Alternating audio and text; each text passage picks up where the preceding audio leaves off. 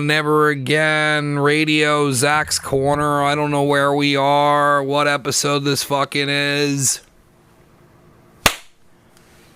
What up, everybody? Big Uncle Zach back in your ear holes. It is the Zach's Corner podcast episode, I have no idea, 70-something. And I'm down here in Never Again Studios with my main man, Mike Fowler-Bino. Sup, guys? So you know where I'm at. I'm just over here chilling, doing my thing, grinding in the trap, as the kids say. You know, if you don't find me here on the podcast, you might find me over at Finishers MMA, where I'll be up in the midst of action if I'm not at home puffing loud, relaxing, if you know what I'm saying. But, yeah, so what the heck, dude? I don't know. It's been, like I said, every 2 weeks we're going to rip one of these. And tons of stuff has happened. Some good jiu-jitsu matches out there. Some good fights. Man, how about Sean Strickland taking the title, bro? That was over. I had a little bit too much to drink, and then everyone was like, oh my God, I can't believe that. And I turned the TV off, and I said, get the fuck out of this studio. I fell asleep again. But You know what I'm really sick of, and this one really chaps my ass, is Joe Rogan and company, other guys too, not just him, but everybody now that's fighting is the greatest of all time. Yeah, who makes fun of Chopped as It Gets always gets them with those. I hate that. They had Sean Strickland up, and then it had Rogan next to it, and it was like, is this the greatest middleweight champion of all time? Yeah, it's like, dude, you're not even giving them a chance to compare to.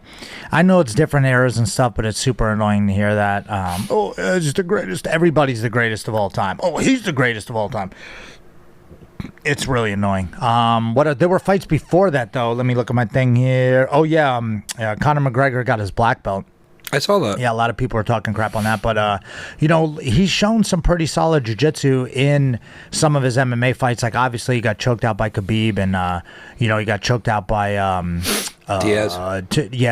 From Nate Diaz. But thing about that Nate Diaz fight, he was getting his ass kicked, and he was tired, and then he shot for a shot, and ended up getting choked out. Yeah, what did Diaz said? You're a wrestler now. Yeah. Oh, we wrestling now. You know what I mean? I'll never forget one time I was coaching. I think I was coaching Thad, and I was at the Sands here in Bethlehem, or Wind Creek, or whatever you're gonna call it now. And there was a guy, I don't remember his name, but he came up to me. Actually, I do remember his name now. I'm not going to say it, but he came up to me. He was like, hey, bro, can I get you to fight? Or can you coach me? I'm fighting. I'm like, okay, all right, cool, man. Like, when are you fighting? And he's like, oh, I'm fighting tonight. I'm like, tonight? I'm like, that's probably not a good idea, man. I don't know if I coach you. He's like, you're a jiu-jitsu guy, right? I'm like, I'm a jiu-jitsu guy, maybe, yes, but I don't know if I should be coaching you. And I ended up hiding in the American Top Team room, and thank you. And I was just hiding behind the door because I didn't want to have this guy see me when he was walking out, because I don't want to put my name or just be seen in some guy's corner, especially him getting choked out, because I have no idea what the guy's about. And I remember him telling me, he's like, don't worry about it though, I'm not going to need you much, I'm just going to stand and bang. And I was like, dude, all right. So then after he walked out and I knew I was clear, I walked out on the side there, like you can get up by the stands there and see what's going on. And I'm watching the fight, and he comes in there, he looks all tough, walk out super hard. The second he throws a couple punches, miss. The guy hits him with the jab, he shoots for a takedown, gets guillotined. And I'm like, damn, dude, that would have been awful, bro. I would have been so pissed if I was in that guy's corner. I would have been furious, bro. I would have been furious, because like Mr. Stand and Bang, all of a sudden, oh yeah, now we're wrestling. And that happens a lot. You know, guys don't ever want to go for a takedown, but then, you know, this is why I stress this to our MMA team, and I know, you know, Zach and Ricky do the same, but it's mixed martial arts for a reason. You have to have all the things. You have to be able to do at least a few of the things. You know, obviously people are going to argue like, oh, you need wrestling first, you need this more, and you're striking, and you got to do this, and there's so much stuff to work on, so little time. You got to try strength and conditioning, you got to put all these different things in. But then when it comes down to it, like, just think think of ways in the fight. Like, think about this. What if you're fighting a guy, you're both kind of like, I'm a striker and the other guy's a striker too, and then all of a sudden he starts out striking you and you're getting beat up. So what is your next course of action? Is it just to stand there and take a beating, get KO'd? Or are you going to try to do something else? And that something else might be a takedown. You know, and if you don't have the wrestling and you're not able to take the person down, that's going to be a huge issue. Now you're going to have to pull guard or figure out some way to get it to the ground, maybe like a leg lock entry or something, you know? And I always say, like, the jiu-jitsu is like, it's like that one saying, your jiu-jitsu in an MMA fight is like guns. You'd rather have it and not need it than need it and not have it. Because if you got to go to the well and it's not there, that's a problem. I'll be watching fights in the crowd, knowing people, and I'm like, he's getting taken down a lot. I'm like, does he possess a triangle? And they're like, well, he knows of one. So he knows of a triangle, but yet he doesn't drill it ever, nor does he work it. So it's probably not in his repertoire, if you will. It's the same as I know of space travel, you know, but if they put me in the cockpit and they closed the door and they said fly the thing to Mars, I probably wouldn't be able to do it. I'd probably crash it. So what's the difference in MMA? You get taken down. Yeah, I mean, he knows of a triangle, but you're not going to be able to actually triangle a guy who's fighting you back, who's not trying to get triangled. All I'm saying is you want to have all of it. And the same goes for the wrestling and striking. If you have no striking and you're just relying on your grappling, how is that going to work? Like, you're just going to be able to take the guy down. What if you can't take him down? Then you're forced to box with him. Then another issue becomes, how are you going to get the fight to the ground? How are you going to, if you can't get it to the ground, then you're going to have to figure out how to strike, figure out how to hit the guy, how to, stick and move, do something. But you got to have it all. That's why you got to train all the things. You must train all disciplines. The best guys usually have all disciplines, and the guys who don't, that are just a one specialist, like that's their one thing, those guys usually don't last. That you got to take back to like UFC 4. Remember that when it was like wrestling versus jiu-jitsu, kickboxing versus jiu-jitsu. And it was crazy watching that evolve into where those guys just started disappearing. Yeah, you got to do everything. You can't just, if you just come in wrestling, there's no way you're not going to be able to wrestle for 15 minutes. The other guy's going to have something. Now everyone has a little bit of everything. Some guys. Now the guys that replaced those old guys are now being replaced by the guys who started in mixed martial arts as a kid. Mm-hmm. Now they're coming in so well-rounded where you're like, holy fucking shit. Could you imagine, like, there are a couple people like Machida, he was training, black belt in jiu-jitsu and karate. So like guys like that were definitely on the scene. But now, like you said, every kid, because Machida really couldn't wrestle, but he had a guard though. He could do triangles and stuff like that. But think about now, like kids that are wrestling since they're little kids. So they're in wrestling. So they're starting wrestling like 5 or 6, right? And then at the same time, they're also doing jiu-jitsu. And then they're also doing striking. They're doing boxing and stuff. So by the time the kid's like 16 years old, he's already like a weapon. Yeah. You know what I mean? Yeah.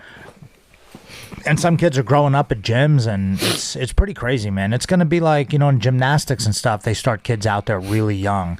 And, I think that's a thing in mixed martial arts just because there was no sport. Gymnastics and stuff like that has been around forever. But, kids in other countries, too, they start them real young, and they're just, involved in that sport, whatever, for like, in like Russia and some of those places, like wrestling is just part of the curriculum.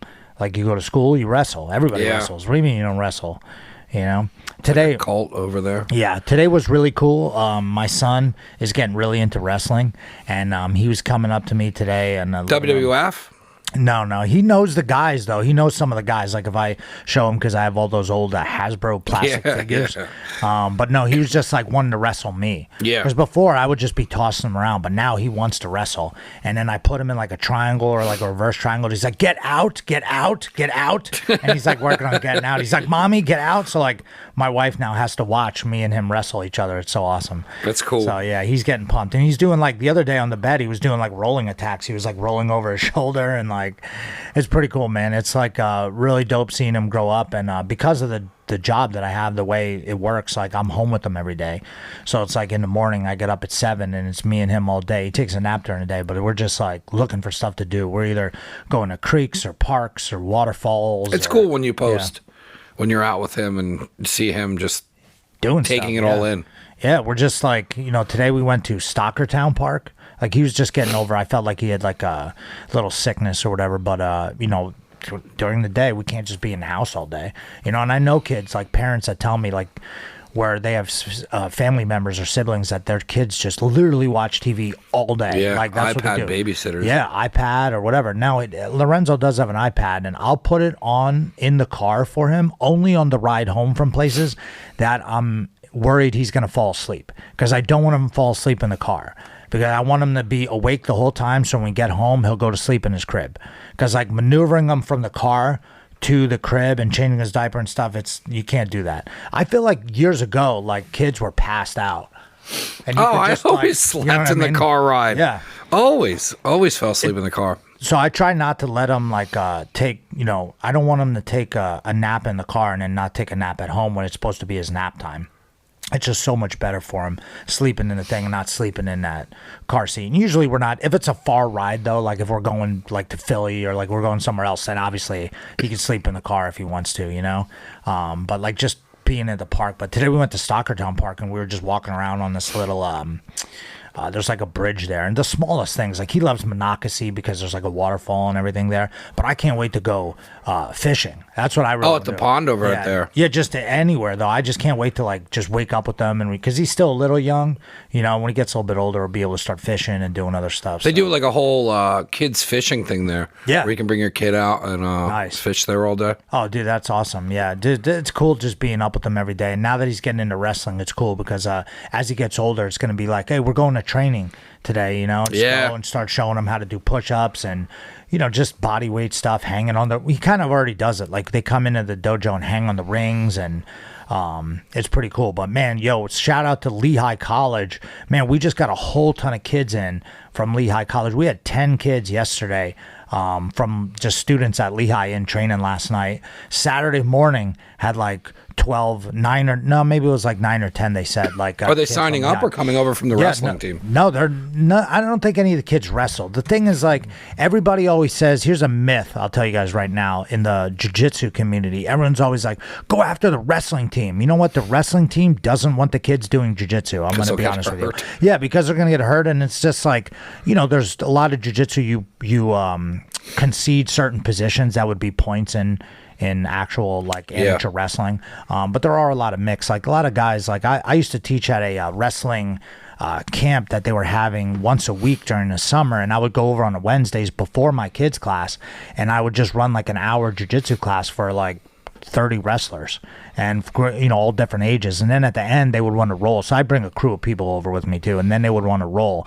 Some of the kids are like 170, like teenagers, never getting tired. I just in there just leg locking them and putting them in triangle chugs and shit, and they're just like, whoa, this is crazy. And then we would show them stuff that's like applicable. Like, well, I'm not going to just show them like moves off your back. I would just show them like, here's how to get to the truck, here's how to leg ride, like here's how to, a lot of things that kind of make sense. And then they just, honestly, that's what they wanted to learn was leg locks. They're like, show us leg locks. I'm like, listen, I'm going to show you guys this shit, but you can't go in like, you get in a fight in school. Yeah, and like fool around and you crank a heel hook, like you could take someone's knee out. Like, think about what it is when I'm like, how many of you guys hurt your knees before? A couple of kids. I'm like, you could put someone out for like a year. I was like, you ever see that fight on Instagram where there are two guys are playing basketball and they start fighting, and the one dude's wearing that's boots, right, and he has him in a heel hook. He's like, I'll put you out for, I forget what he was saying, but he was like, I'll pull you out forever, bro. Yeah. You know what I mean? Like, I thought about that too when at one time. He's lucky that kid didn't just fucking crank him too. Because I think that other kid started the fight. Yeah, he did. Yeah. Like there was this guy one time I was at my old apartment and I was walking my dogs, and it was a dog park. Take them down there and let them around, and someone would always come, and then all the dogs would start going nuts. So when someone would come, I'd be like, oh, hold on, I'll just take the dogs and I'll just leave. You know what I mean? Yeah. We'll just take a walk, whatever. Obviously, this person needs to come down. My dogs are already done. Or if I would walk down there and someone was there, I would just keep going. I'd be like, all right, don't bother. I don't want to start a fight with anybody or like, whatever. I just want to let people do their thing. And I'm down there and this guy comes out and he's like right away, he's like waiting for me, and I can't get my one dog on the leash because obviously their dogs are flipping out. So I'm telling him, it's like, hey, just give me a minute, whatever. And he's like, whatever. You know what I mean? I'm like, finally get the dog, and like he's bringing his dog close as I'm leaving, so the dogs are barking at each other. And I'm just like, hey man, like, just give me a minute. And he goes, don't fucking talk to me like that. And I was just like, and I just, in my mind, I just thought to myself, what if I just let my dogs go and I just Imanari'd you in the grass here and put you in an inside heel hook, and you would be like, man, I shouldn't have cocked off to that guy because I tore his knee and I tore his MCL, ACL, PCL, NBC, CBS, LMNT, QRSTLNE, and but obviously I would never do that. But sometimes in my head, I'm like, man, I could kill this guy. And I just It's crazy that people just talk to people and not like even that. fighting. It's not even like I could fight him. Like, because I'm anyone in fights too. Here's another thing. When like I would see my high school buddies, like maybe this a couple of years ago even, but I'll never forget, where they were just in a casino out in Vegas and they're like, do you think you could take that guy? I'm like, I don't know. Why would I know that? Whether I can take that guy. If you start squaring up with somebody, I mean, even though I've trained boxing for years and stuff, like I'm a little rusty. I'm not fighting on the reg. Like I'm not going to just knock a guy out. Like just because I've trained doesn't mean like I have the touch of death. You know what I mean? Like big guys can still hurt you. And even if we have to wrestle the ground, like, Yeah. you know what I mean? Like we're rolling around on the ground with like chairs and like. It's crazy watching fight videos on the internet. They're everywhere too. Yeah. The one, I think it was out in Vegas, where those two drunk dudes were like fucking with that guy, and his girlfriend was like, don't do it, don't do it. And they just pushed him, and he like was like wheel kicking people, and like he fucked them both up, and they still kept coming forward. And you know, the other guy's wife is like, you fucking asshole. And he's like, dude, I fucking told you 10 times. People are insane. Yeah. How about Nate Diaz choking a guy unconscious on the streets of wherever that was? You know what I mean? The guy just he probably shouldn't have let him drop like that, but he just keeps coming after the guy, and it's like, it was interesting to hear that whole story, because that guy that is like that Logan Paul impersonator is, I believe, a very low level professional fighter. So he's fought a couple times. So he knows better. Like, what are you testing the guy for? And then like the whole story that was clipped out of that was like he came across the street like confronting Diaz, and Diaz was like, yo, back the fuck up. I'm sure they were drinking probably, and then the dude just kept pressing him, and he was like, you're done. Makes no sense. I'm not trying to fight with anybody, bro. Like, I never wanted to. I mean, when I was younger, I thought like, you know, I got some classic stories where, because when I was like 19 or 20 and I was like actually fighting MMA, people would always, and it was kind of like a new thing. So if now you meet people, there's tons of people who train jiu-jitsu, you know, tons of people who do MMA. You meet guys like, oh, I used to fight, whatever. But back in the day, there wasn't that many people. So they would look at me and be like, this fucking guy, I could beat him right now. And then people legitimately want to test me. Like I have those old videos that I put online a couple of times where I was like ankle locking guys in the grass. And there was one at my friend Tim's place where a guy there, like, I guess he had just got out of jail or something like that, and he wanted to bare knuckle box me, and I was drunk, and we were bare knuckle box to the body. We were just going to the body, and all I did was, and I was afraid to swing real hard because you're not wearing gloves, so you can't just hit. So I let the guy just swing at me, because you're only hitting to the body. You're not supposed to hit to the head. So the guy's just like putting our heads together, and he's just like rock'em sock'em robots, but he's swinging just arm punches into my forearms and my elbow, so his knuckles got all bloodied up. And then once he started getting tired, then I just started like picking him apart like into the solar plexus and stuff. And then he took a knee, and everybody went nuts and stuff, and I jumped in a pool, and everything was cool. And the guy was like, mad respect, bro. Like, he was cool afterwards. I'm like, all right. It's like holding a box cutter behind his back. Dude, yeah, all right. No, he was real cool. He was super hammered, and he just kept putting his arm around me. His like knuckles bleeding and stuff. But I never got into like real fights like that. Once I started learning stuff, I was like, man, I'm gonna avoid this at all costs. I don't even want, you know, I don't even like talking about it when I go places, because like the general population that doesn't, even guys who watch fights, they make ignorant comments that make no sense. Like, oh, that fucking guy is, and it's like, dude, I can't even argue it. You know, I don't even want to argue it. Guys get upset, and it's like, now though, I will say this, the community is much more informed than ever. You know, but you still see guys. How about when this was a classic one too? Remember when the Black Beast, he just fought his last fight? As he was leaving, there was a whole press junket. Of all those people, he was the judges. He was just like he gave the finger to the judges, because I think they gave him a decision. I don't remember why he did that, but yeah, I don't know. It was funny though. Just, you know, sometimes people just annoy you. You know. What else we're gonna talk about? There was another fights. What were the other fights Maybe I didn't write that one down. It was an Australian card, so No, but wasn't there one even before that?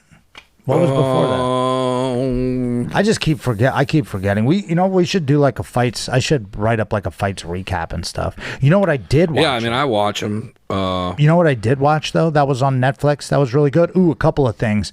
So here's your what to watch for the week, because Big Uncle Zach's always looking into stuff real deep. You know what a good video or a good Netflix film? I think it was a Netflix film. Was Johnny Manziel. Did you watch that? Yeah, Johnny I did. Manziel? Wow, that was crazy. good. Yeah, I didn't know all that stuff about him. Honestly, I don't really pay attention to football anymore at all. So I haven't watched football in years, like consistently. Like I heard his name because doing a sports show and like just being around. Like I work with all guys who they talk nonstop football now. Yeah, nice. And I'm always like, big fight this weekend. They're like, shut up. There's one guy at work who talks fights, Greg. Shout out to Greg. Yeah. I knew that something was going on because I remember him getting arrested and like all that publicity. So when I saw that doc, I was like, I'll check this out. And I was like, damn, that dude was a gangster, like making all that money on the side. But I mean, fuck them. That college was making billions off of him. Dude, there's a ton of... They built a stadium. They tore down a stadium and built a new one off his name. Yeah. And then they're like, you can't sell. You can't make any money. Netflix does such a good job. And I like those sports docs where it's like the bad end of like things that happen because it was so cool where like he was not doing it correct and then they hooked him up with the guy and he's like, yep, he's like, you're gonna go here, he's like, you're gonna sign all that. As soon as you sign all that, I'm gonna text you, then I'm gonna give you the number to the safe, and that's where 30 grand is. And I'm like, yo, that could you imagine like doing that with your best friend who you grew up with and then he became that guy, and then you're like, dude, they were like hanging out with Drake. I know. I don't know where his head's at now. Well, actually, at the end of that, he seems. I mean, to go from partying with fucking Drake and like doing Hollywood shit to, crash and burn. You're not going to have all that money forever. That's the thing. I think it was interesting. It was interesting. It was interesting to see if he really, didn't want it. Yeah, or if like he folded, or if they would have got him with a sports psychologist, could he have been as good as he was? But it seemed like by the time he got to the NFL, there was just so much bullshit. Yeah, I think he was just not that type of guy. I think guy just loved the game and he just wanted to play. I feel that way sometimes about jiu-jitsu. Now, I'm not Johnny Manziel level. Like, I'm not hanging out with these guys or like, made it to ADCC or anything like that. But man, you love it so much. You love the sport and you love the game itself so much. And then when it gets into the politics of shit, and then you hear because I'm deep in the game and you hear politics stuff and you start, dude, that's why I remove myself from a lot of like group chats that have to do with like other anything jiu-jitsu group, things or I'm teams done. Or whatever. Like obviously I have my own team. Shout out to Finishers MMA, 10 Planet Bethlehem, Finishers HQ, 10 Planet Allentown, Miami, freaking Newton. We got all these crews. Bloomsburg just opened up, so if you're in the Bloomsburg area, shout out to Eric Strausser, one of my black belts. But like all these other things, it's like, dude, I can't deal with people like that. Like at a certain point, you hear the stuff that goes on behind the scenes, and you see the way people act on Instagram and on Facebook and everything like that, and you're just like, this is all fake and dumb and stupid, and it annoys me, and it's like it sours the game. It's almost like when you do, like what they say about meeting famous people, like when you never meet your heroes. Yeah, because you'll find out they were really an asshole or something like that, And believe me, there are a lot of guys who I looked up to that I met, and I was like, wow, that guy's the real deal, like John Jack Machado. I'm like, that's exactly what the way he is the way he is. He is who he is because he is who he is who he is. You ever hear that Biden one? You ever hear him say that one? His shits. He is who he is. But what were we talking about before that? Oh, Johnny Manziel. Yeah. So yeah, when I think he just found out the way it works. Yeah, I'm sure. And he was like, this is because it was so contradicting that what they did to him.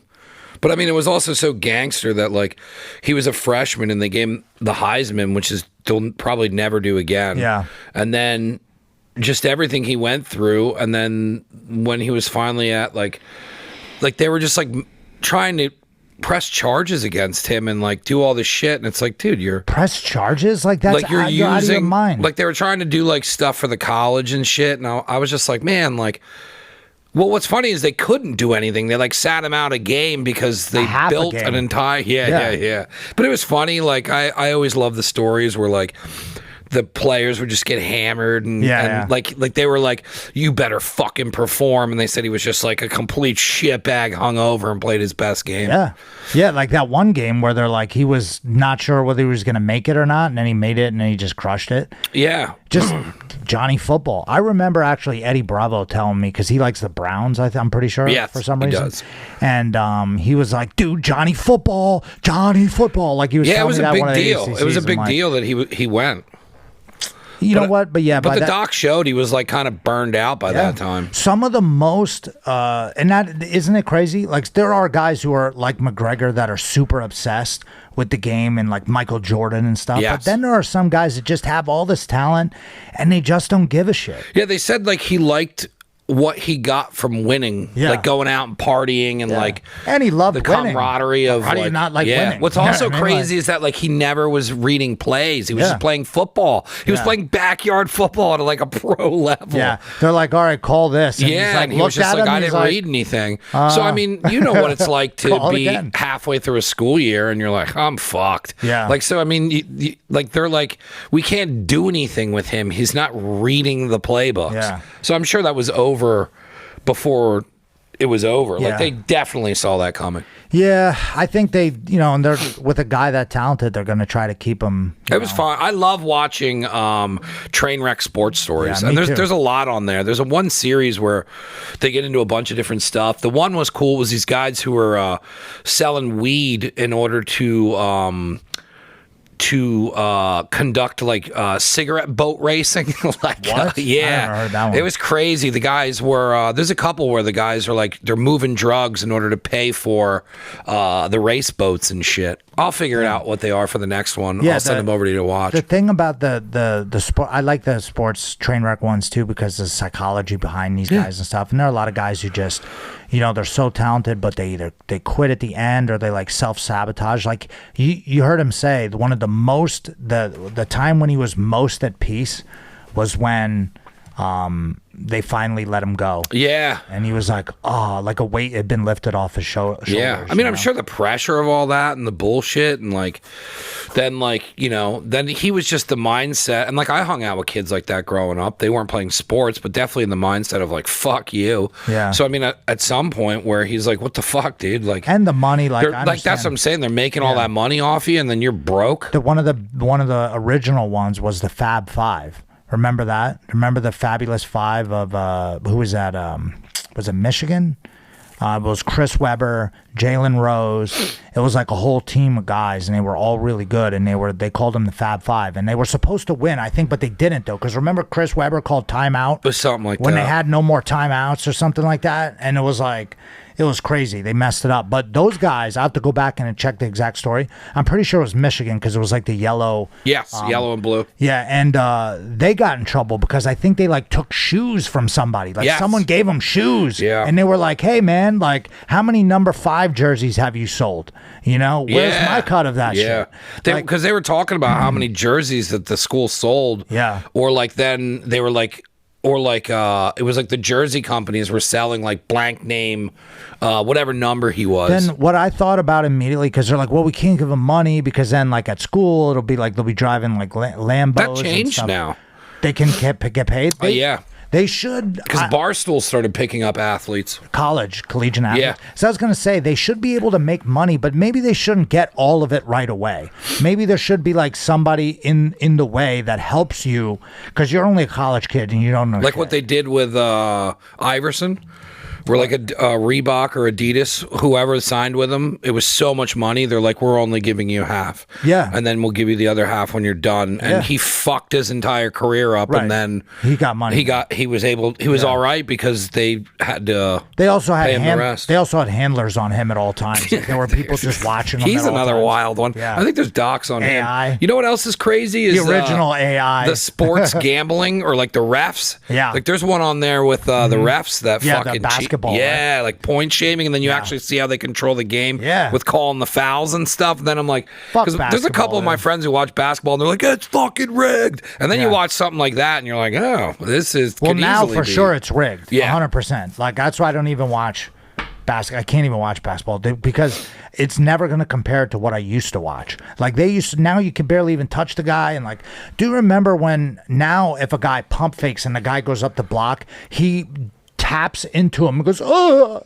and then gets hurt. It's like soccer. It's like what? But back in the day, Michael Jordan would hit the pump fake, get out of the way of you, and then hit the shot. Yeah. You know what I mean? And not take the contact. Now they like, it's like, dude, what are we doing? Like that's another thing that pisses me off about sports is like dudes just always have to game the fucking rules. Same with jiu-jitsu. It's like we always got to come up with the rule breaker gamer guys are always one step ahead of the rule makers. It's like impossible.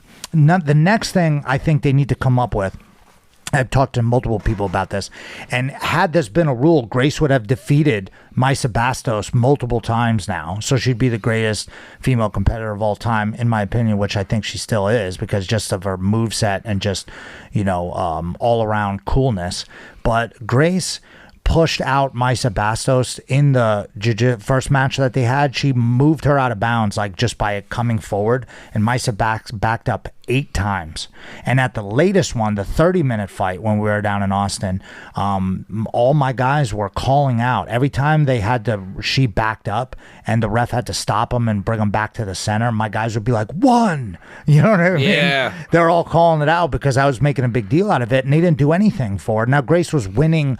She lost at the end for sure in the 30-minute match. Like she got swept, and the Maisa got like mount for like fucking 10 seconds or whatever, and then they gave it to her because of one move, and Grace was pushing the pace the whole time. But if that could have been a DQ, or it would have completely changed the match. So I think they need to do that in IBJJF, and I think they need to do that in ADCC. I love ADCC rules, and I love sub only, but what we did at the finishers, now we have a stalling call. So like I saw you guys brought that out. We'll tell you like, hey man, look, like if you all right, be like guy on top, if you don't start moving, we're calling stalling. So you it's like you get a pre-stalling call. Like we warn you first, like, yo, we're gonna call, eye pokes. We're gonna call stalling. And then next time we call stalling, guys usually start moving. 2 times we called stalling. Seconds later, a guy went for a move, either subbed the guy or got countered and got subbed. But it's like, hey man, we told you, bro, like we're not waiting around here. This isn't a game. We want to see action. Same with backing up off the thing. What I'm thinking is what they should do is it first time you back out, that's your warning. Second time you back out, you're losing a point. Like we could, like, obviously you can't just fall into the guy's best shit, but if you continually evade, in wrestling, they have the circle, right? In jiu-jitsu, they don't have that. It's just a big square, and they're like, try to stay on the mat. But in wrestling, they have the circle, and if you get pushed backwards and you go out of the circle, that's a point. Like, I don't know if you've ever seen the one where Jordan Burroughs is wrestling the guy, and then the guy's like on his tippy toes, like on the edge, and he shoots in and pushes him off. You know what I mean? Like, to get him off the circle. That's moving back. You're going to get a foul or something, And that's how it should be in jiu-jitsu too. I like that. Guys will just run away. They'll just back away the whole time. And you're trying to... That was the thing that I would have problems with in my young career when I was like a blue and purple belt. I'm trying to sub the guy, and I want to get him in my guard when I played the bottom game all the time, and I would just keep coming forward, and the guy would just keep backing up. I would get frustrated. He'd get one semi-guard pass, and then they'd always give it to the guy on top. I'm like, yeah, but I'm actually attacking. Even though I pulled guard, and a lot of people don't like guard pulls, but even though I pulled guard, I'm conceding the top position to you. Now, I don't really pull, in the room, whatever, I'm messing around, but I wouldn't pull guard in a match, generally. I would probably try to stay on top, wrestle a bit, see if the other guy pulls, because I want to be on top, putting down pressure, making the guy tired on bottom and stuff like that too, even though I like guard playing too. There's a time for everything. But I think there should be either way. If you're on your butt attacking him, or if you're standing and the guy keeps backing out, that's got to be a foul. How many times are we going to let the guy back out? No one wants to see that. You know what I mean? Sometimes the best guys fight each other or go in a jiu-jitsu match and nothing, shit happens because one guy he's afraid to get subbed. Like, for instance, Thor had a match against the one guy. They call him the... is it the Manila Gorilla or something like that? I forget. Shit. I know he's a UK guy. And I was like, oh, that guy versus Thor would be like two jacked up beasts. The guy's all into lifting and stuff, and a powerhouse guy. He went in there and he just ran away from Thor the entire time. Literally was like jumping out of, he was like diving out of bounds, and they didn't do shit because it was sub only. And they're like, oh man, he's really getting off, you know. I'm like, dude, annoying, man. Everyone wanted to see that fight. Yeah. Raspberry Ape. That's what they call him. Manila Gorilla. What is that from? They call him the Raspberry Ape. We're close. So, I mean, that's got to be a rule. You know, in UFC, you can't do that because there's a cage. But I think if you keep going back, if you keep running, eventually the ref will be like, come on, if they let's don't, go. there's been times where, because there was two fights that stand out. It was Derek Lewis and somebody else, and then there was another fight that was worse Ngannou. than that. Yeah. Then there was another one that was worse than that. Stylebender versus That everyone was like, fucking- holy shit, that was worse than that. It was Stylebender versus Jared Cannonier, maybe? Oh, no, Or Yoel Romero. Yoel yeah. Romero. Where And there was like one punch thrown the entire but fight. I mean, they're like, let's go. But I also remember it was also Anderson Silva and Damian Maia. It was in Brazil. Yeah, Damian Maia. Yeah, Damian Maia kept pulling guard because he couldn't stand on him, and Anderson Silva just stood there. Yeah. You know? I remember that. Yeah. My buddy paid for it. Oh, man. People It were was just me and pissed, him, bro. and he's just like, what the fuck? That's how my dad used to be when Tyson would knock a guy out in 10 seconds. I'm like, dude, that was what we My paid dad wouldn't for. get pay-per-views because of that. Like, that was known to not buy a Mike Tyson pay-per-view. Yeah, we just had the cheater box, so he started stealing. Yeah, But, the staple in the yeah. back, baby. oh, you know what? I do gotta. I wrote it down on purpose to remind. But something else funny happened tonight too. Like as I'm leaving the dojo and as I'm leaving to come here because we're filming this at night. Funny shit happens in convenience stores. Like, and it always has. Like if I started thinking about it, like Wawa's and 7-Elevens. Yeah, oh, yeah. There's always shit going down. 7-Eleven in Nazareth, Yeah. I always just say it's like a Rob Zombie movie. Like the cast of fucking... Oh, what the fuck's the name of the movie? Like 26 days later. or Yeah, something like that. No. The first Something movie House. he put out. Yeah. Something House. But so I guess let's start with the one that happened tonight. Then I'll go to the CVS one. So the first one was tonight. I stopped at a gas station. I have no idea what it's called, but it's on 191 as you're going towards Bangor. It's on the left. It's like one of the only ones that people go to. So I get out of the car. I'm like, all right, I'm gonna grab a bag of chips or something like that, and I'm also gonna prepay because the card situation never works correct out there. It doesn't like my Wells Fargo card, right? So I go in there and I'm paying. There's a guy in front of me doing lottery tickets. So I'm like, all right, this might be a minute. The guy's like, does this one a winner or whatever? He's like an old guy and he's asking, Indian guy who works behind the counter, and they're like going back and forth. So I'm like, oh, this will be funny. So then some other guy walks in, right? And I see him outside on the phone. His car's parked at the pump, but he's down by the trees for some reason. I don't know what. I'm like, all right, let me lock my car just in case. Yeah. I don't feel like getting my shit stolen while I'm buying a bag of salt and vinegar chips. And then the guy comes in. I look over and I see him, this tall guy, and he walks in. He's like, I ain't coming home. He's like, there's tons of cab drivers who work overnight. And I'm like, oh boy, this is gonna be. This a is good what he's one. saying Yeah. on the phone? Yeah, on the Yeah. phone, real loud, like on like speaker, so I can kind of hear what the girl's saying too. She's like, it's late. It's getting late. She's like, you've been gone all day. He's like, you don't even work. What the hell are you talking about? You don't even work, so don't tell me what to do. I got shit to do. And I was like, all right, I'm out of here.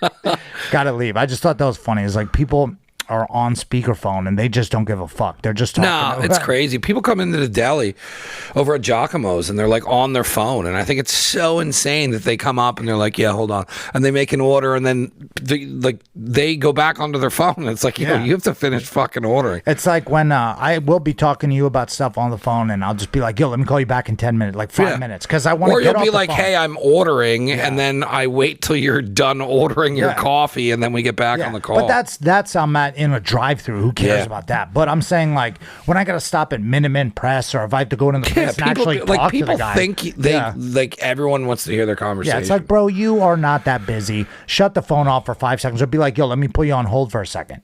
There was a meth head down at the Nazareth Wawa. Like I was like, okay, here we go. Yeah. All right. And I pulled in and he was like sitting Indian style, like rubbing his shoulders. So like I lived in Virginia and places where there was actual crackheads and homeless people. Like that was such culture shock to me when I went down there and like I'm going into 7-Eleven and there's a dude eating out of the dumpster. Yeah. I'm like, oh, cool. That doesn't happen around by us, but it's slowly making their way through. The drugs are coming through. I didn't see that kind of stuff until I started like really traveling for jiu-jitsu. Yeah, Like- down south, it was big.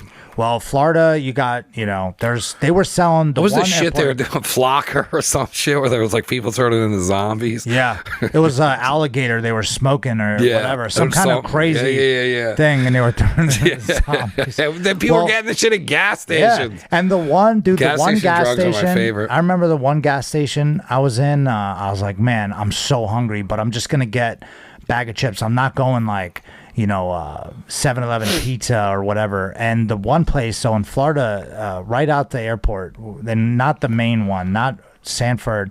Orlando Sanford, and then there's Orlando. So Orlando Sanford is the one. It's like the cheaper one to fly into, smaller airport. And there's a gas station right out there. So I'm like, all right, let's hit the gas station real quick. We go in there and they're selling like dollar Coors Lights, like in a plastic tub on ice. Yeah. I'm like, dang. Like breaking the case Yeah, down. I'm like, well, you could just buy beers like that? Like you're breaking cases down?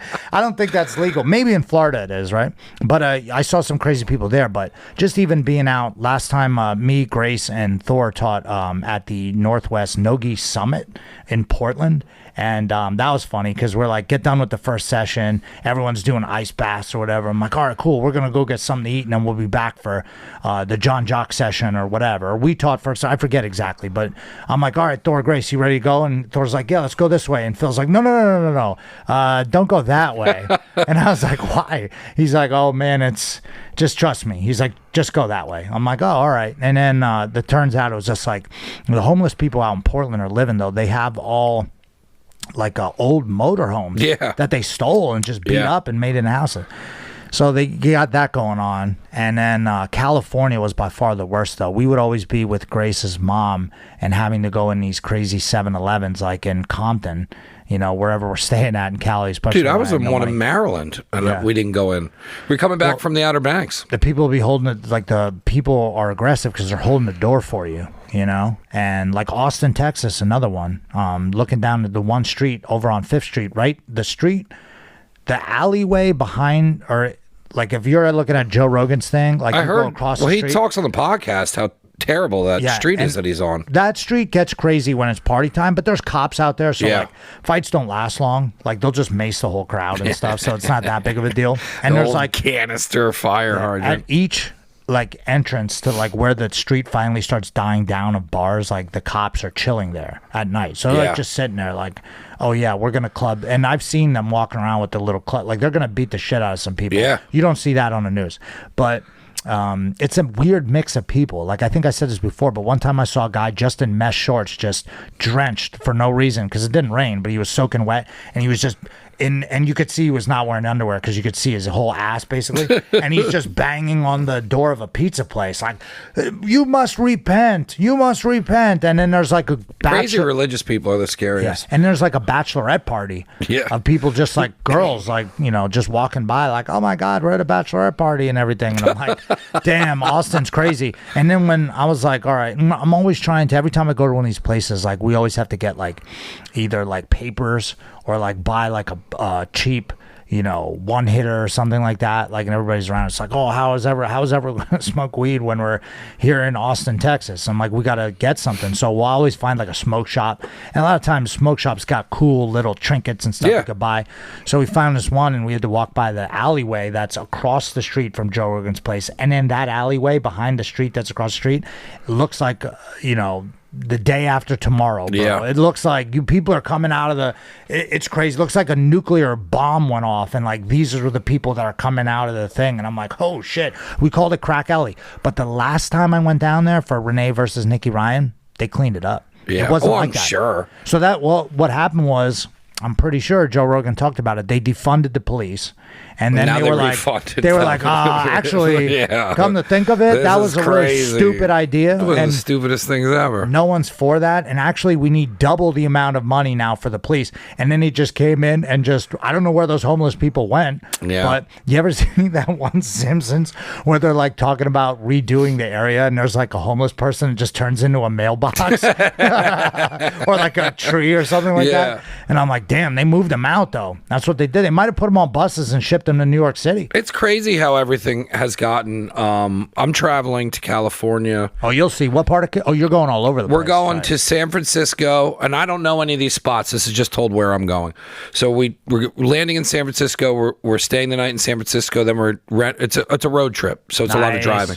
So then we're going to go down the coast to Big Sur, and then from Big Sur we're going to stay there, and then I believe we're going to Joshua Tree. Then from Joshua Tree we're going to Pappy and Harriet's, which is basically in Joshua Tree. We're seeing a band there, and then we're staying at an Airbnb in the middle of the desert next, because Pappy and Harriet's is it's an old I forget the term of it. It's an old it's an old movie set, like where they probably filmed the Tarantino movie where about the Manson murders and all that shit. So it was like an old like movie town, and somebody bought it, and then there was that's where they filmed the moon landings. Yeah, more than likely. So then the Frontier Town, I believe it was called. Oh, okay, yeah. So that's then in that movie. So then that was bought by, I guess, the owners of Pappy and Harriet's, and then they turned it into like this music venue, and you could stay on the property. Sick. So that was booked out. So a friend of mine lives in Hollywood. He's coming out to the concert with us, and he's like, "Hey, I know about this Airbnb. It's literally in the middle of the desert. Airbnbs it's fucking awesome." Around, no, they got. He's like, if you guys don't mind driving there, and then he's like, we got to go through like a path in the desert, like we can literally walk to the venue. Sick. And then from there I believe we're going after that, I think we're 2 days there, then we're going to Palm Springs, and then which we just changed on the thing. All of this could change outside of the concert. The beach bums and the areas like that aren't too bad. But what I was getting to is I've never been to LA. Oh, right, and I've always wanted to go to LA. And I had a conversation with Jer, and I was like, from what I hear about LA, I was like, we could totally skip Los Angeles 100% because it's a fucking dumpster fire. Honestly, dude, there's not one thing. But that's what's crazy is like you're going to California now, and it's like, I'm not going to LA. Dude, most time that I would spend in LA would be picking up the rental car and leaving it immediately. Yeah. I never. Cities blow, dude. Even if you go to San Francisco, inside the city itself is like a hellhole. It's literally hell on earth. But if you go to the outside part of it, like where it seems like we're doing a lot of that. It's great, dude. Like staying on the coast. Yeah, like if you go where you can see the bridge. Yeah, like that area is real nice. There's like some dude. We were driving around. Me and Kat were driving around. Because we just had time to kill the one day or whatever, and we're just driving around looking at the beaches, and then they have like. I mean, the rich area in the top part of San Francisco, like if you go down, it's like basically, what did they call them in Demolition Man? They were like the underground people. Yeah. That's basically what you're going to see.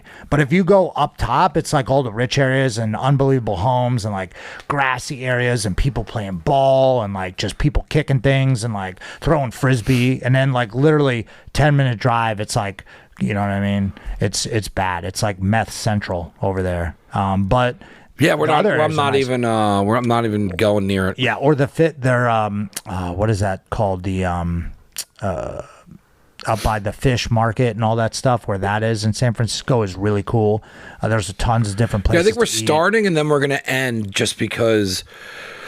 If we go there a day early, we don't gotta. Jared travels constantly, so whatever he suggests, I'm like, you're used to being on the road, so he's like, look, if we get there early, and even if we just stay at the hotel pool, we don't have to deal with bullshit to getting on the plane and stressing and all that. So I'm excited. It literally just fell into my lap. We've been wanting to do it since I've been out to Vegas, but after this one, I think I'll probably be okay with traveling alone. Nice. Yeah, California is dope. I love traveling. I mean, obviously, I like going with my wife and son, but I don't mind traveling alone. Like I have in October, plug, coming up, I got a seminar in North Carolina, I believe it is. I'll have to look it up, but that's like one where I'm just like, I just treat it as business trip. I'm like, boom, gonna jump on a plane. I just do all the stuff. I don't mind going by myself, you know?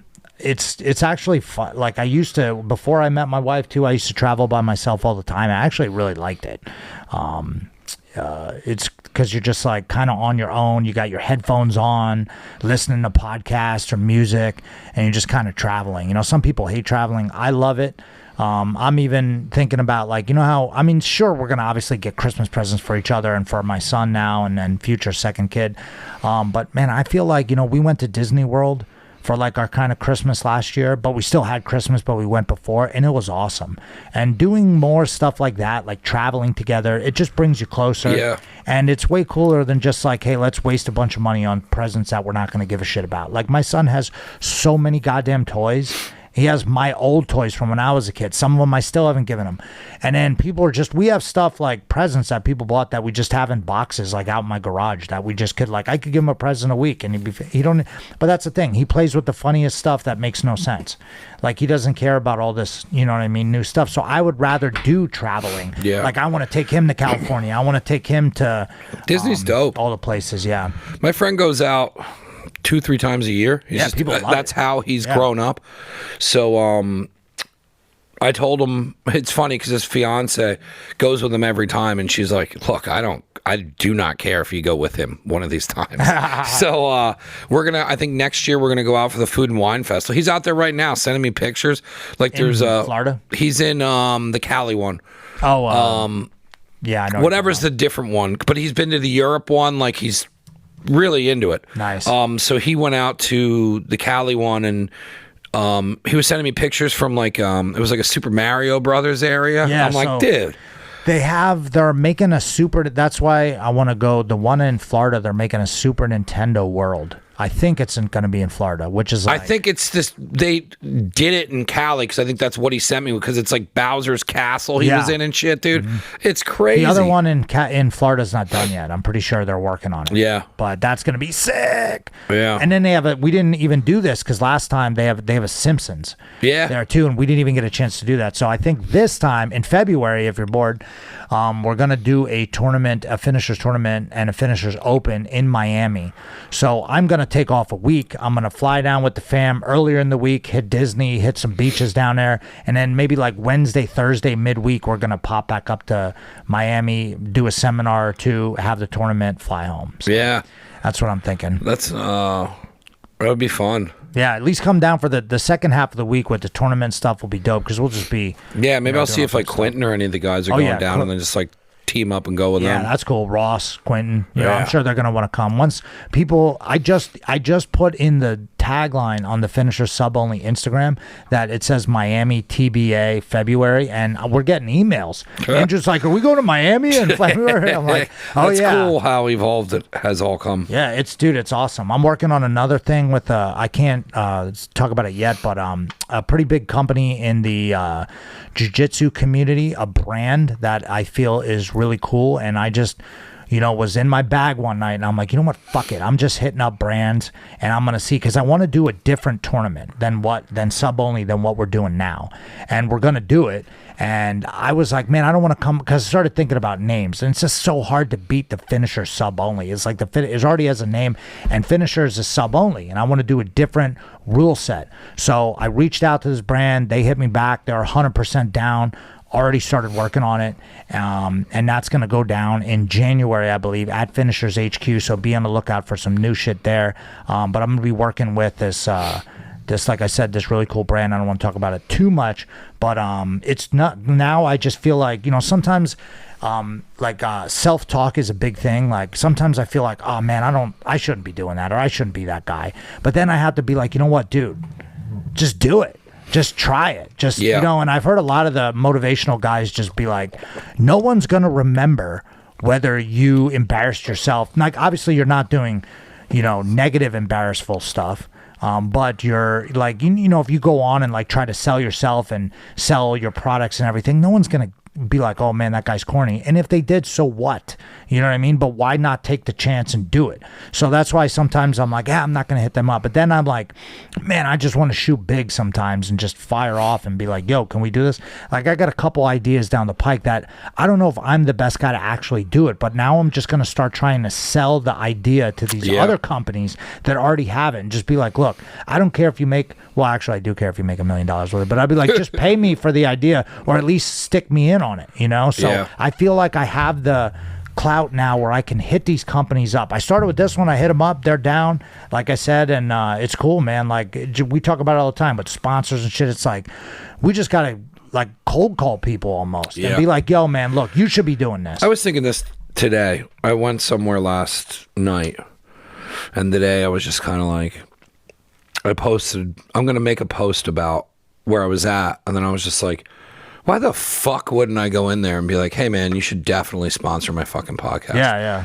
But it's funny that like, the amount of times I don't think that like people would fuck with what I'm doing, or like what you said, like it's almost like asking a girl out where you're like, you're afraid of the rejection. Yeah. So like, and then I was just like, man, I should have just fucking went in there and been like, who's the manager? Been like, what are you guys doing? Like I was over at another place, and then I'm thinking to myself, I'm like, you could get both them. Yeah. Like, we talk about all the time on like, if I line this up, how many people do I actually need a year? Right. If it's paid for what I think it should be, and both places could afford to do it. Yeah, it's just a matter of getting it, selling yourself. It's crazy the amount of shit that you do that you would even doubt yourself. But Yeah. I mean, everybody's that way. It is. Well, then I start to think, and then what'll happen is like I'll get real big, and I'll put on my big boy shoes, and then I'll hit someone up, and then I'll get denied. Yeah, Be like, immediately. "Oh." Yeah, they'll be like, "Dude, Time absolutely to get back not. out there. Absolutely dude, not. I'm not spending any fucking money. I'm like, oh, all right. Yeah, okay. Like, I'm all gonna right, go go back back into my hole. And then I'm just like, maybe I'm not supposed to. But then it's like, you know what? But there's Why nothing not, better than when you get like 2 or 3 yeses in a row and you're Yeah. riding that fucking high. But even and the it's like, guys, man. even the guys who have said no to me lately on some of the stuff that I've been pitching to them, like it's not, they don't hate me because Yeah. they said no. Yeah. I'm just like, hey, I'm still here, baby. Let's go. Let's get another one. And I think I forget which of the motivational guys that I watched, which I do watch all the time and listen to. The one was saying, well, before you can sell anybody, you got to sell yourself first on the fact that you can actually do what you're going to try to sell the person for. And if and that's the thing, it's the same with fighting and competing. If you've already done the work, then the confidence level is like, well, how do I get more confidence? Well, do the work. Because if Yeah. you don't do the work, then your confidence is going to be shit. Like you're going to be like, well, because you're not going to be able to go out there and confidently say like, and what I pitched this company, I was like, look, I can do this. I already do this. I'm going to do this for you. Here's what I can do. And this is what I can bring you. What are you thinking? And they were just like, I'm listening. And I'm like, all right, well, then I started to think of what to say next. And I'm like, okay, now I have an idea. Like, I've done this. And they're like, oh, I checked out the page. Looks cool. Blah, blah, blah. I'm like, wow, why am I not doing this more? Like, once a day, I should just take 15 minutes. I should be pitching people podcasts. Or whatever. Because even I like told you the other day on like what I think. So, and I was talking to Jared about it today, and I'm like, because we were talking about like, the studio's not moving. Yeah. So it's like I talked to him today, and I was like, I want to upgrade my cameras. I said people are catching up. I said let's upgrade the cameras. He's like, all right, we can tie them into the Black Magic thing, and it could all work. And he's like, you want to like move some stuff around? I'm like, yeah. I'm like, I want to start trying to get people in here where I can cut content for them. Mm-hmm. And then and then I told him my idea, and then I'm like, that's a great idea to pitch to a business, not someone who wants to come down here and do a podcast weekly and like try and recreate the Joe Rogan experience. Like 2 of those are ever going to take off, where you're just sitting around talking with your friends and you want to do a podcast. I'm not interested in doing that. But what I can do is bring a business in here and have a business talk about something quarterly and cut up content for you out of that, and you go back to running your business, but you now have 15 to 25 social media videos that you drop out in a timely manner, and then we do it again and we bring it back, and as you say, there's your fucking freebie for the day. I could be selling that all fucking day long, and I could be cold calling people who don't even realize that that's what they should be doing. Yeah. And you know what would help you if you did come in here, or if I brought a restaurant in here and I was like, hey man, you know what we should do is we should go over what the fuck you're selling this month. Yeah, you like like you should just sit down with your chef and like go over and then I'm like, wait a minute, why wouldn't I? I produced how many podcasts out of here?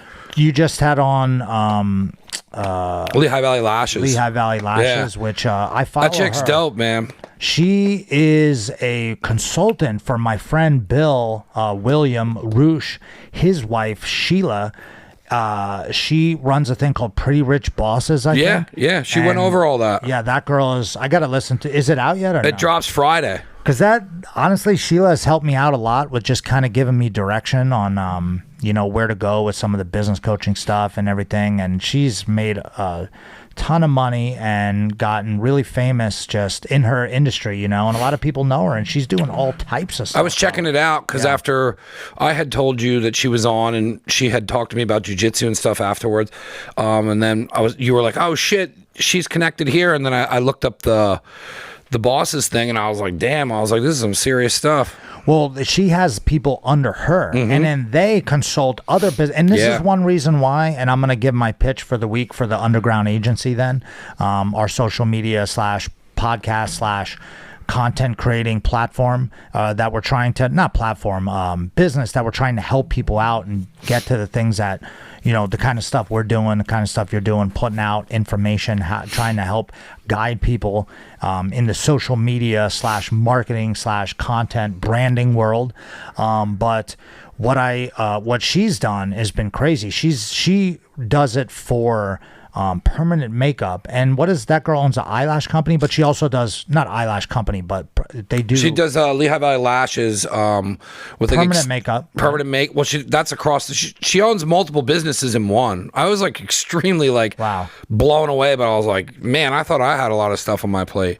But she offers a bunch of different things. Plus, she coaches and is teaching through the agency as well. Yeah, pretty rich bosses, What kills me, because the MMA guys and jiu-jitsu guys, people who own martial arts businesses, refuse to want to spend any money, and that's why I get annoyed, because guys will ask me questions, but then they don't want to spend $100, $200 to them. Sounds insane. And I know, because jiu-jitsu guys have lived like bums for a long time. A lot of them didn't have real jobs, whatever, and they're just afraid to spend any money. I'm like, guys, one of the things that really helped finishers get to the level that it is I was not afraid to spend, not waste money, but I wasn't afraid to spend money. People would think to me, you're nuts. You used to spend $250 or $300 a month on a website. I'm like, yeah. And they're like, that's insane. And I would tell people, dude, you're an idiot, because here's why. You're the people, because obviously I would only call someone, or I wouldn't call someone an idiot, but I would be frustrated with them when they would fight me on it. And I would say, look, you don't have to do it. I'm just saying, if your website's garbage, no one's gonna sign up for your school. When the first thing and only thing and we're revamping our website, to shout out to Sean, he's working. I showed you it, right? It looks, first thing you said was wow, that's, what you say was clean. It's right? super clean. Yeah. I love a clean website. Yeah, it's back. That Apple vibe. Yeah, exactly. And that's why I told him to change it to white. We want a white background, because I want it to be inviting. And then what he's done with that through the way he's making websites now is insane. He's cheap, comparable to what a website company would charge you, and he does all the stuff. And think about this. When you're going to sign up at a martial arts school, what's the first thing you do? You're going to look at their website. Yeah. You're going to pull up, you're going to Google. Okay, even if you have no idea, you're going to Google kickboxing, and then the spots will come up, and you'll click on each one, and the first one will be like, all right, well, I don't even know what they do. Website's weird. Let me go to the next one. Ooh, this looks cool. Has all the information that you needed, tells you how to sign up, gives you a link to sign up if you want, and puts you in contact immediately. First thing, boom, Dropbox comes up, put your info in, no charge. We'll just get you, we'll hook you up. We'll get you in for a free class. And people don't have that. That's insane. And they don't keep track of all the people's emails that they put in. We message people all the time from the emails. I email them, Andrew's texting them, and then we'll go through once a month, and we'll go through all the emails and hit these people back. And they're all on our email list, so they get our weekly email that I send out, either selling our gear, selling our t-shirts, telling you that there's an open mat, telling you that we're having a party, putting out videos or whatever. And that's how we stay in contact with people, and some people would be like, I don't want to spend money on a website. I'll make it myself. And I'm like, my God. Dude. The nightmare stories I've had. I've worked with so many different web developers where I've worked with people that are really good. I've worked with people that really didn't know what they were doing. And then I worked with people that were terrible clients. But the idea of trying to build your own website is what's crazy to me is because, and I only know this because I went through it when I was in my late 20s when I started Never Again, is I had a website built.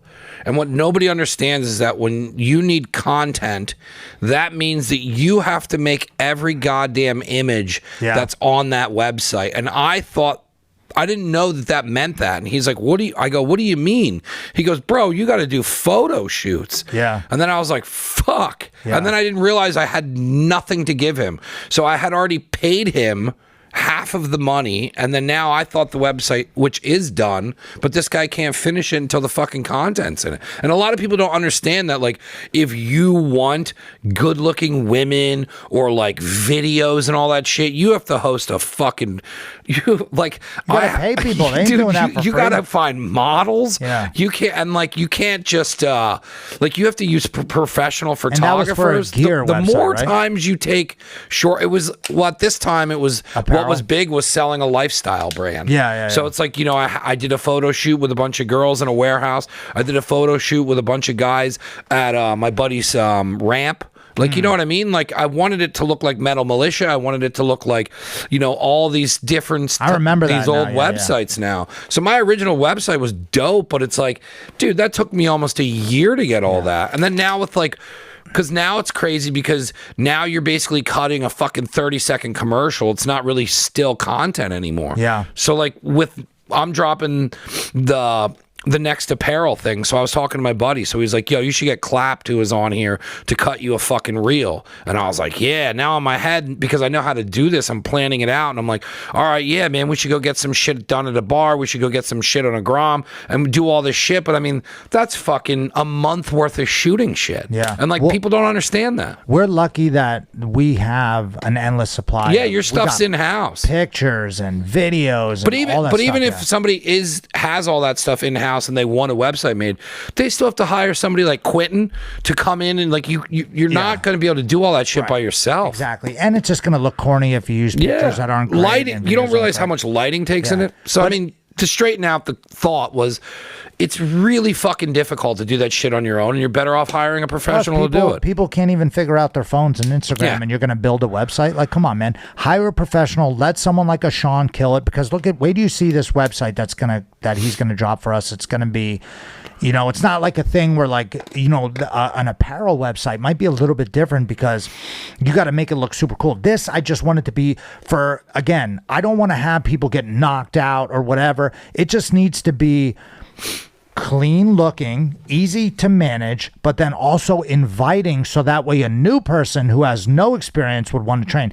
That was the gripe with the first place that I ever taught at, that wasn't like Tiger Schulman's, is they would tell the people, now the women who worked at the front would tell people like coming in to check out a class, they'd be like, now this is a hardcore gym and the guys train hard. And I'd be like, that's not what to say. No. You want to invite these people and get them feeling good. So that's what your website has to do. But people don't want to spend the money on the website. I'll just do it myself.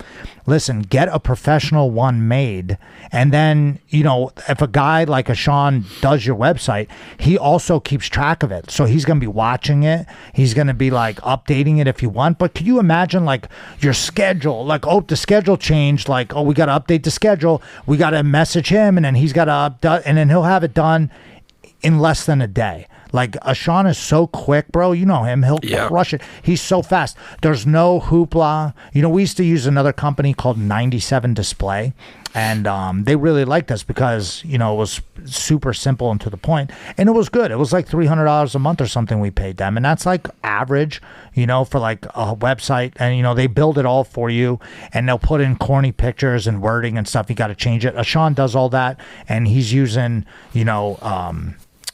what is it called? ChatGPT probably, and some of that stuff. And what he wrote out for our site is like better than I could ever even say it. Yeah. You know what I mean? So it's going to look awesome. So what I'm saying is you got to spend the money. If you look at our packages on the Underground Agency, the lowest package is, and this is just starting out because we want to get a couple clients, is $250 a month.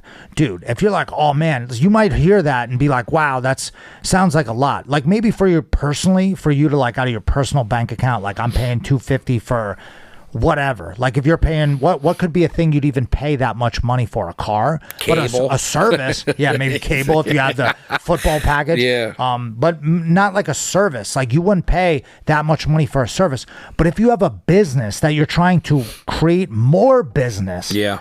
$250 is literally, and I know how much schools charge. That's 2 students.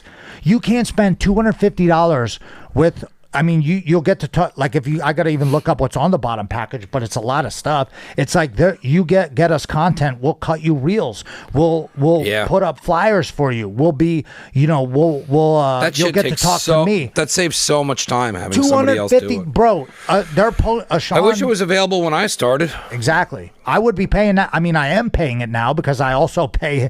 Me and him have a business together, like where we're trying to, get more people in on this. But I also pay him from the finishers MMA and from finisher sub only. He gets 2 different payments for, for the finishers. He's making flyers. He's doing all the graphics. So like he runs the entire tournament. Basically, we run it that day, but the whole look and feel of the thing is him. Same thing with our website. Same thing with our branding. It all matches together. And then not only that, he posts on our site for us. Sometimes he'll post a schedule up. I'm like, oh, cool, schedule's up, so I could always tell people, just check the Instagram, schedule's up there somewhere. He posts pictures up for us, puts the logo on it, looks real dope. He takes videos that either Phil or Quentin made, and him and his brother, they make reels. Yeah, they make reels, and it'll be like weekend mode, and this dude's boxing and stuff. I'm like, dude, I couldn't do that. You know how much time that would take me to do? And they're legit real. I do that sometimes. And the reason I don't do it all the time is because it's super fucking time consuming. Yeah. That's 2 students, people. Get it together. You tell me you can't sacrifice. People train people for free. People go out to the bar on the weekend and spend that amount of money. Absolutely. From your business to grow your business. Pay-per-view's $89. Yeah. And you can't, and for people to think like, because I see there is other guys now popping up trying to do business coaching. And there was plenty of guys well before me, tons of guys. But the thing is, now I see the guys doing it, and they're like, oh yeah, do these ads, and you got to do these Facebook ads and everything like that. Bro, you can't even do the ads until you have a legit everything else. Yeah. Because the ads aren't going to bring you anybody because everything looks not like together. Once you got the website, you got the email list, you got the link tree, you got the branding, you got the school, everything's cleaned up. People, it's easy to use. You get everyone's information and everything is good to go. You're onboarding, like when people sign up, you know how to sign them up. They get them a t-shirt. You do all this different stuff. Once everything is locked in, then do ads. Until then, you're wasting your money on ads. You'd rather just build it from the ground up. You know what I mean? Remember when Rick Ross said this? I built it ground up. You bought it renovated. Remember he said that? No. He did say that. It's one of my classic lines, bro. And that's true, man. Being self-made is worth more than, just buying some other business and absolutely taking it over. You know what I mean? Let me just buy a business. How about I built it from scratch, with my body and my time and everything, and that's how you're going to do it. Like grassroots projects can go viral, but that's how it starts. You can't force yourself to be popular. You just have to grind it out every day and keep posting and putting stuff up and doing it. And then eventually, hopefully it catches on. But first, I would say just be the big fish in your area. Once that goes down, then you can start maneuvering yourself out into other places. So, man, I'm really excited though, man. I got so much stuff going on. September is not that packed, but we have a tournament. It's already halfway through September already anyways, but September 24th, Finishers Combat 5. That's going to be sick. We got Nicole Matthew defending her title against Ansley Cox, and we got a bunch of other great fights in there too. It's going to be sick. And Combat is always the one where we bring up a lot of the newer guys. Like the Combat is like the WWE in your house. Like there's still some good main events and there's still some banger matchups, but it's like a lot of the like new talent we're trying to bring up. And that's going down. Then October is trials down in Atlantic City. So if you want to get stabbed underneath, do some meth, little angel dust down there over at the Trump. I think actually Trump might have said, even Trump left fucking AC. He was like, I don't even care. I think it's still there. I think they redid it. Is it? I'm going to try to steal the sign when I get out there if I have a few beers because I'm not competing. I was actually I'm not to put it out there, but I was actually thinking about competing at the ADCC Open because there's an over 35 bracket. Yeah. And it's like I wouldn't have to cut weight. Like I could do it the night before and still make it. And there is one guy, he's a black belt. I'm pretty sure his name's Carlos Rosado. I was supposed to have a match at him at Kasai when I was in my early 30s, and it didn't go down. And now he's probably like 36 or something. I'm 40. I don't care. I just need to get some highlights for the gram. You know what I mean? So hopefully I don't go out there and get choked down in 10 seconds, but I don't think that will happen. I feel like I'm feeling pretty good. My knee was feeling weird, but I think it's just getting old, you know? Yeah. So hopefully I'm going to be training. I'm going to have the MAID strength team. I'm trying to get back working with them because I really need it for my scoliosis. So I'm trying to get Sammy come by on Friday afternoons. You're working Friday afternoons? Yeah. I'm trying to get a Friday afternoon session like 10:30 to 11:30 where Big Sam comes over and just runs us through a workout, lifting, hitting everything in one day. And then I'll do that Fridays, and then I'll do the same workout during the week on like Monday or whatever. So my son's getting older. I can actually drop him off at my mom's. I'm just excited to get back into lifting and stuff. And hey, maybe I will compete again. I'll just call like anything before now that I competed, that was my actual career. This right now is just, this doesn't count. Who cares? You know what I mean? Yeah, it's like Tyson when he comes back. They don't look at his fight like him fighting Roy Jones Jr. They don't care about that. Yeah. That doesn't count. But I know we've been going for a while. But last thing I will bring up, and then I'll get out, is that story when I went into CVS. So I'm getting out of my car, and I'm like, okay, let me just throw some trash out real quick. So I have a whole bunch of trash from my car. I'm like, I'm gonna throw it in the trash can. I get out. I'm outside CVS, right over on Freemansburg Avenue. There's no trash can in sight. I'm like, that's weird. What if someone has trash? Someone's going to throw their trash on the ground, but I won't do that because I would never litter Mother Earth. So I go to leave, or I go inside the building. And inside the place, there's usually a trash can by the automatic robot that you can pay with now, so you don't have to deal with the goth kid who's wearing Jenko jeans. So always the weirdest employees. That works at CVS, right?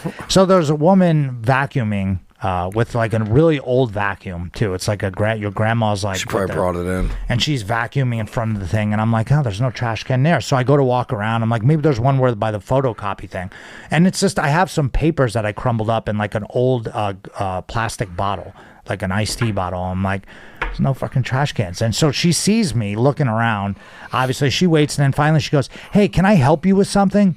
I go, yeah. And I'm not being mean either. And I'm just like, oh, yeah, I have some stuff to throw away. I couldn't find a trash can.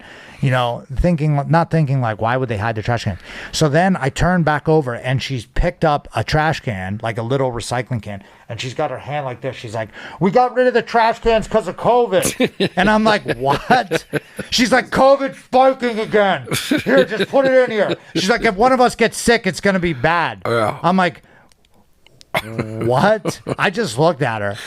I was like, okay. And then I kind of chuckled, and then she was like saying something to the other employee about probably how it was a jerk off or something like that. But I'm like, tell me if that makes any sense. We got rid of the trash cans because COVID is spiking. Hey, how about this?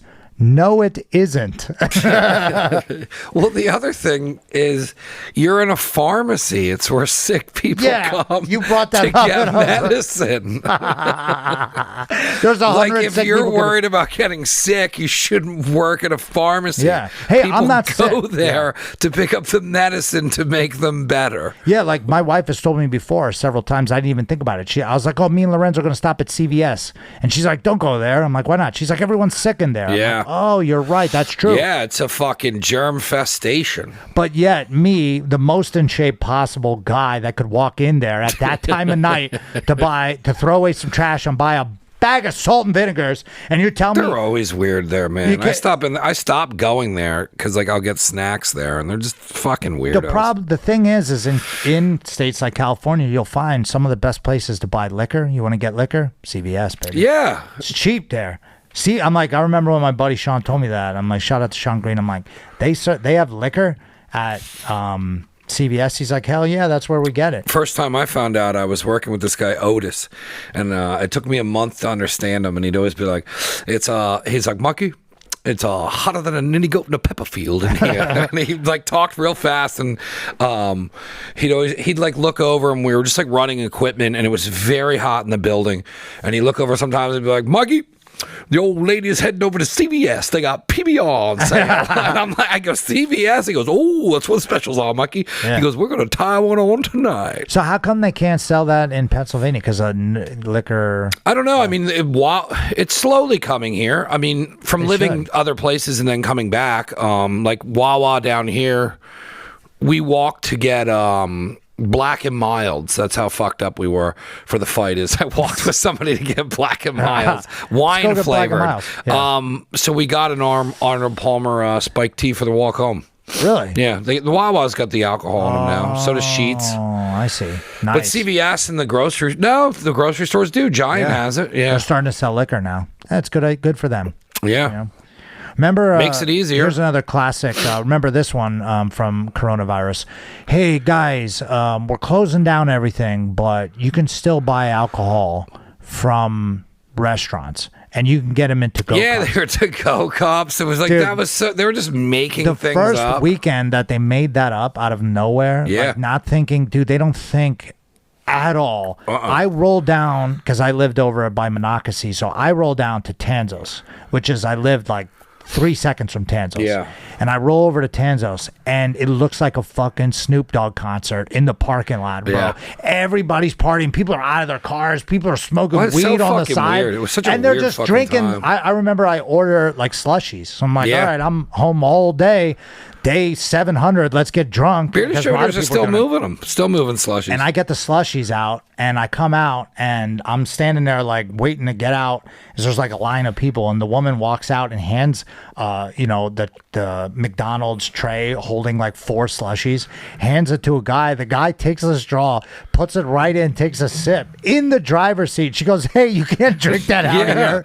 And he looks around. He's like, everyone else is, and it literally was. It was like a party. But I picked up slushies before, and I started Yeah. drinking them in the car. Like I would, like it's like when you get one at 7-Eleven. Yeah. And then like when I was driving back to the studio, I was like, shit, I'm getting like, drunk. this Yeah. is so dangerous. And all they do is just put. I mean, I guess you could open a beer; it's the same shit. But like, they just put tape over the straw. Now, how is that allowed? But I couldn't run a gym? Nope. Dude, what are you Nope. talking about? You're literally Drinking and driving is fine. Yeah. Maybe there was less people on the road, so The whole thing was a shit but that show. was, bro, if they bring any of that shit back, it ain't happening. So, but yeah, man, I'm glad to be back here doing this. So, we're just gonna keep doing it, and appreciate you guys listening and rocking with me. If you want to, I got a bunch of seminars come up. I'll definitely put that in the YouTube. But I also changed over. Last thing, I changed over hosting the Spotify. So now, eventually, once I get 1,000 listeners or something like that, which isn't out of the realm of possibility, because I had that with the Yeah, I think you just need Finisher people to go to it podcast. and follow it. Yeah, I just got to tell people to go there, and once I do that, I can monetize the podcast. Cool. So I don't know what that means exactly, but that's cool. Who was hosting it before? Libsyn? Libsyn, yeah, and Libsyn's good, but they raised their prices. Obviously, Was it all like? Because I wanted to talk to you more about it. And we can do it off camera. But like, was it all like pretty easy? Like it all just moved over? Well, no, but it was easier than I thought. Like, it Yeah. wasn't easy per se, but honestly, the thing about Spotify that I really like is you can go to Spotify for podcasters. You set up your, Oh yeah, you were saying like you can talk to people. you set up on your there. account, and literally it's 24 hours. And I just message the bot, and then eventually, because I used to never do that. Fuck that, I need to talk to. It a person. works. And then you just go through like 3 or 4 questions to the bot, and then eventually the AI realizes, oh, I can't help this person. Yeah, yeah. Let me send you a real guy. And then the person jumps on, yo, what up? And then one time I went to bed, woke up the next day in the afternoon, went back to it, and was like, hey man, I totally forgot that I was messaging you. I wanted to be like, I got stoned and forgot Yeah. that I was doing this. And he's like, oh no, it's working in the background. You're all good, bro. Just let me know what else you need. So it was real cool to go with them, and they maneuvered it over, and I forget. Do you pay for the Spotify one? I don't think so. I don't even think. Yeah. I think I already pay for Spotify. Same. So Yeah. if they actually like I said, and I say this all the time, if I had money, I'd buy stock in Spotify. I believe they are going to swallow YouTube. I believe they're going to swallow most of the social media, and I believe that is going to be the dominant force that brings back music videos. Yeah. And they're already starting. Like if you go, I'm balls deep in Spotify. I love using it. Yeah, me and too. new things come up all the time. And now you can like reels are starting to come Yeah. up where they're like, Saw that. hey, if you'd like to preview some of this music, I'm don't do that, but the kids who are growing up right now, who all they do is 3 second, 3 second, 3 second,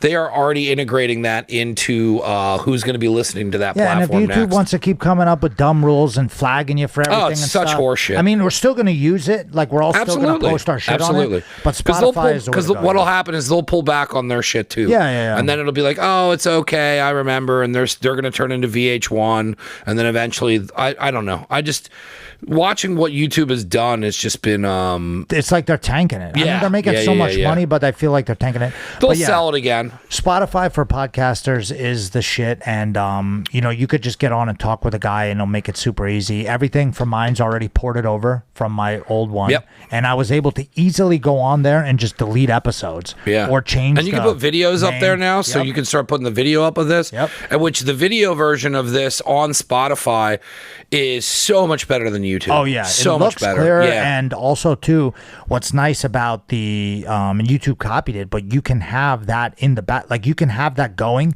and just swipe it to the side on your phone, and go on your Instagram and do whatever while that's still playing. So I like that a lot. I like that the music's connected with it. I listen to Craig Jones' podcast on there. I listen to, I think that's it. I mean, Eddie Bravo's got something where he still uses Apple and he's on Rofkin or whatever the fuck that is, but they're like charging like subscriptions and stuff. I'm not doing that. I'm doing this podcast to sell all my other stuff.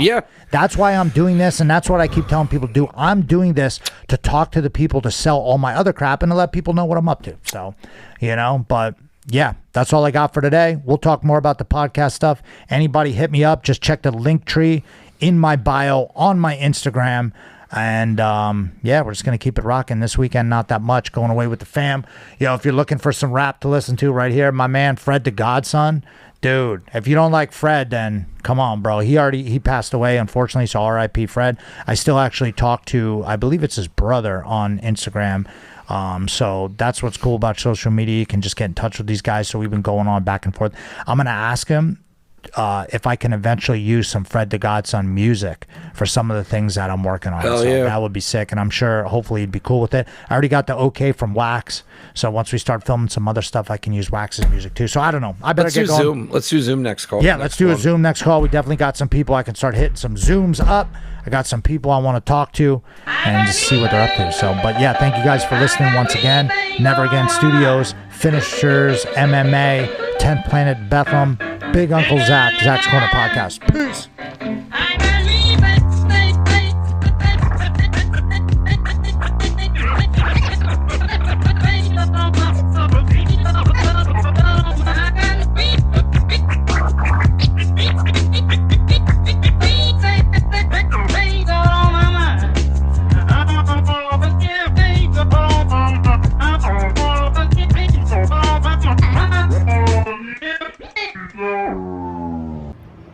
Never Again Radio. Get into it, brother.